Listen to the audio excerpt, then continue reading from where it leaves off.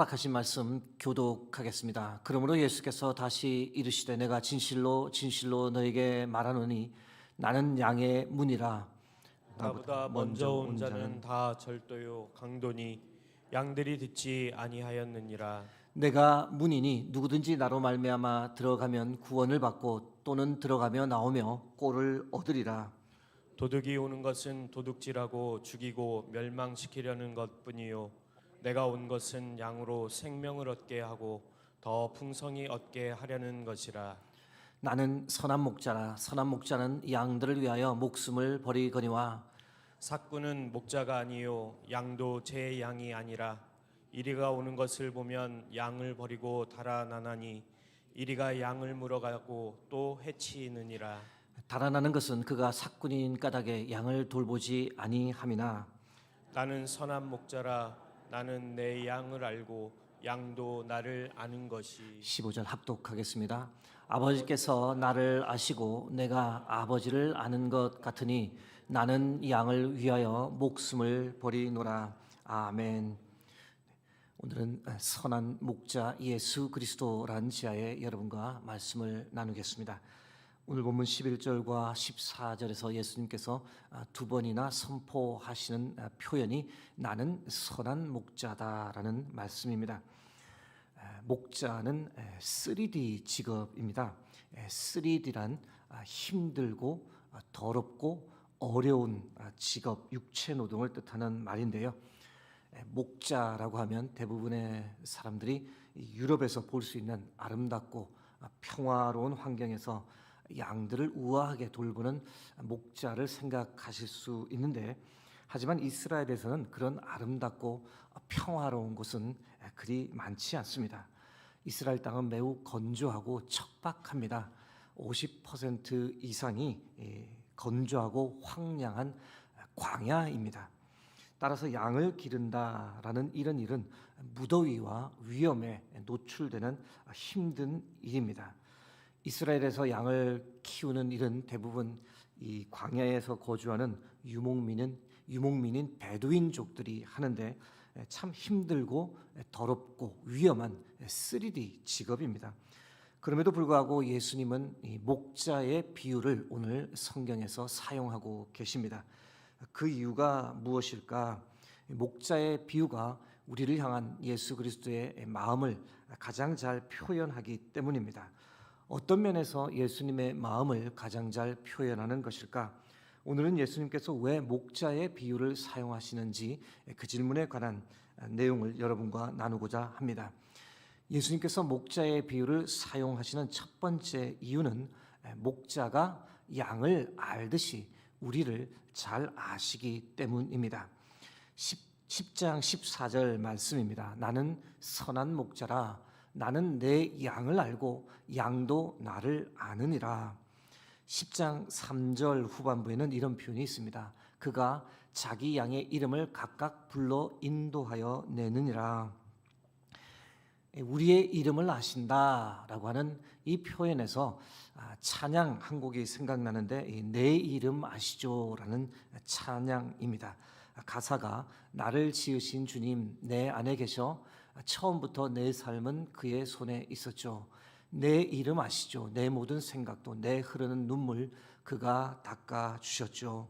2절입니다. 그는 내 아버지 난 그의 소유. 내가 어딜 가든지 날 떠나지 않죠. 내 이름 아시죠. 내 모든 생각도 아바라 부를 때 그가 들으시죠. 사랑하는 성도 여러분, 주께서 우리를 아시고 오늘도 우리 각자의 이름을 부르고 계심을 믿으시기 바랍니다. 나를 창조하신 주께서 나와 함께 계십니다. 어딜 가든지 나와 동행해 주시고 나를 지켜 주십니다.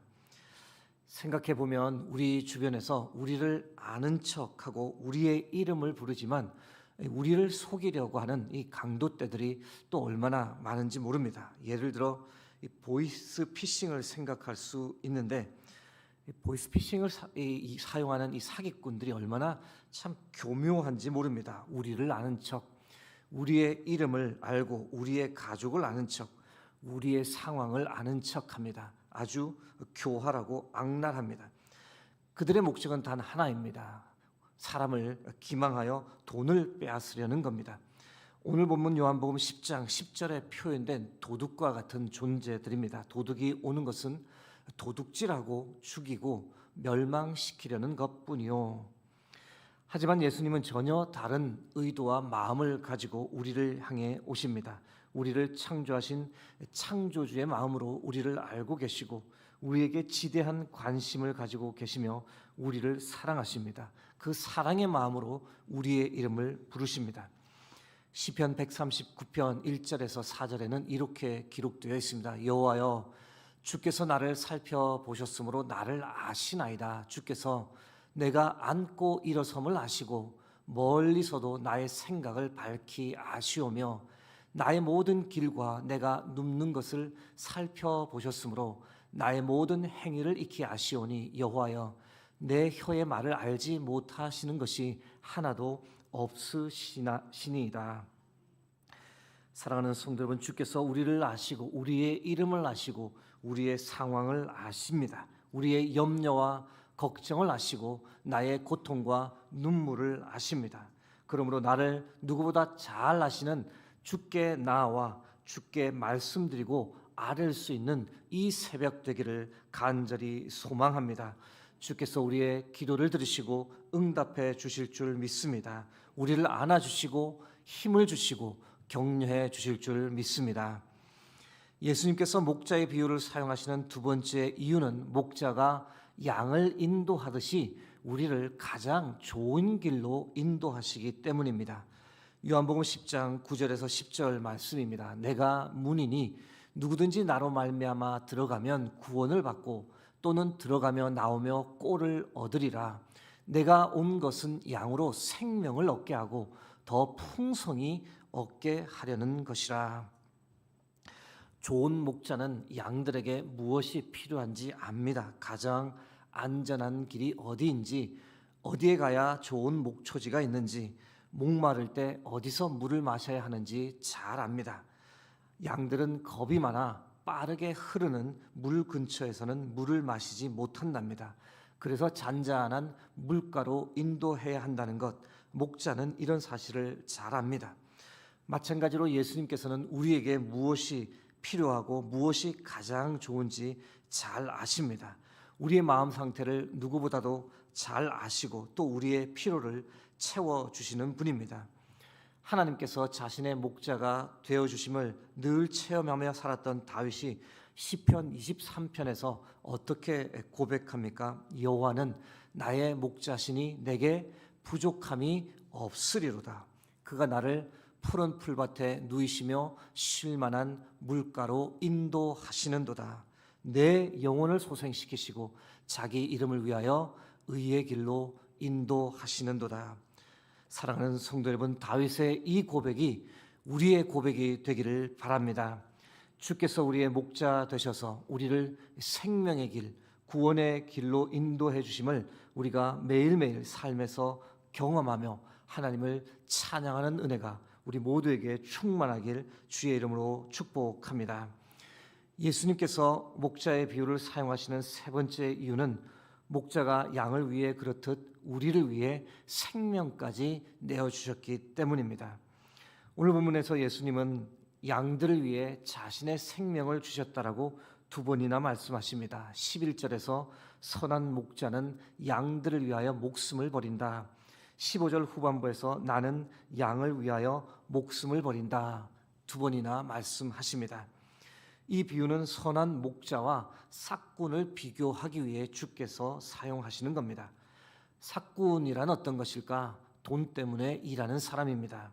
이리가 나타나 양들이 위험에 처하게 되면 어떤 행동을 할까요?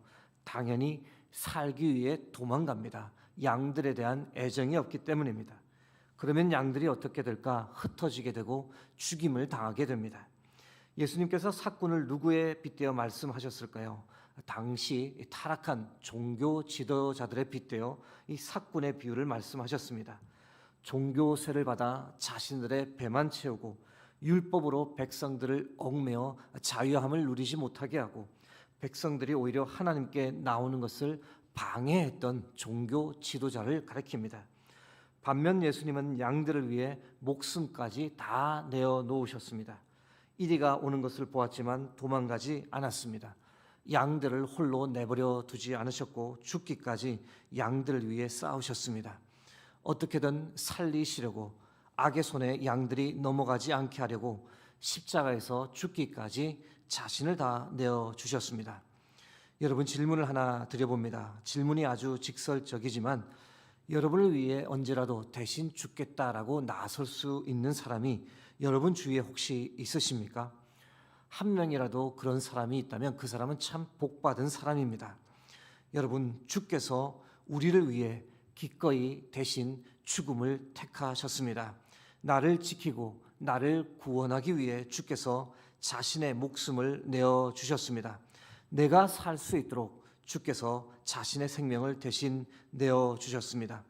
심지어 우리를 하나님의 자녀 삼아 주셨고 우리를 다시 데리러 오겠다 약속하셨고 약속하신 대로 이제 곧 오신답니다. 우리를 향한 일방적인 주의 사랑입니다. 이 사랑 받을 자격 전혀 없지만 그저 주시는 하나님의 일방적인 사랑입니다. 오늘 설교 서두에서 소개해드렸던 복음송 내 이름 아시죠의 이 작곡가가 토미 워커라는 사람입니다. 이 곡을 만들 때 사연이 있었답니다. 단기 선교로 필리핀의 어느 고아원을 방문했고 한 아이를 만났는데, 그런데 이 아이가 이 토미를 볼 때마다 계속 질문을 했습니다. 내 이름 알아요? 내 이름이 뭔지 알아요? 토미는 아이가 왜 똑같은 질문을 계속할까 곰곰이 생각하다 고아로 자라다 보니 누군가 자기의 이름을 기억하고 불러주기를 그 아이가 간절히 원했다는 것을 깨달았습니다. 그러면서 과거 자신이 또 방황했던 시간을 떠올리게 되었다는데요. 한때 자신도 오랜 무명 가수의 시기를 보내었습니다. 아무도 자기를 알아주지 않아 좌절과 낙담의 시기를 보냈는데, 그때 하나님께서 그에게 찾아와 주신 말씀이 바로 이사야 49장 16절 말씀이었답니다. 그 말씀 통해 큰 은혜와 위로를 받았는데, 이사야 49장 16절에 무엇이라고 쓰여 있느냐? 내가 너를 내 손바닥에 새겼다라는 말씀이 기록되어 있습니다. 하나님께서 토미 자신의 이름을 아신다는 사실, 그리고 그 이름을 잊어버리지 않기 위해 손바닥에 새겨놓았다라는 그 말씀에 힘과 용기를 얻었던 시간을 떠올리게 되었고, 그래서 만든 찬양이 바로 내 이름 아시죠? 이 찬양입니다. 사랑하는 성도 여러분, 주께서 우리의 목자 되심을 믿으시기 바랍니다. 나의 이름을 아시고 오늘도 나의 이름을 불러주시고 나의 이름을 손바닥에 새겨두고 계십니다.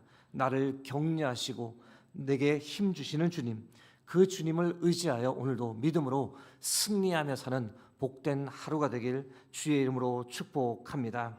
오늘 우리에게 주신 말씀 가지고 함께 기도하기 원합니다. 먼저는 감사의 기도를 드리기 원합니다. 주님, 감사합니다. 나의 목자 되어주셔서 나의 이름 기억하고 불러주셔서 나의 이름 주의 손바닥에 새겨주셔서 감사합니다. 오늘도 감사가 넘치는 삶을 살게 해달라고 기도하기 원합니다. 또한 기도하며 나아갑니다. 주님, 주께서 나의 목자 되시니 염려하지 않게 하소서, 두려워하지 않게 하소서. 주께서 함께 하심을 믿고 오늘도 주와 동행하는 하루를 살게 해달라고 이 시간 두 가지 감사의 기도와 두려워하지 않고 주의 목자 되심을 믿고 나아가는 기도 두 가지 기도 붙잡고 나아갑니다. 함께 기도하겠습니다.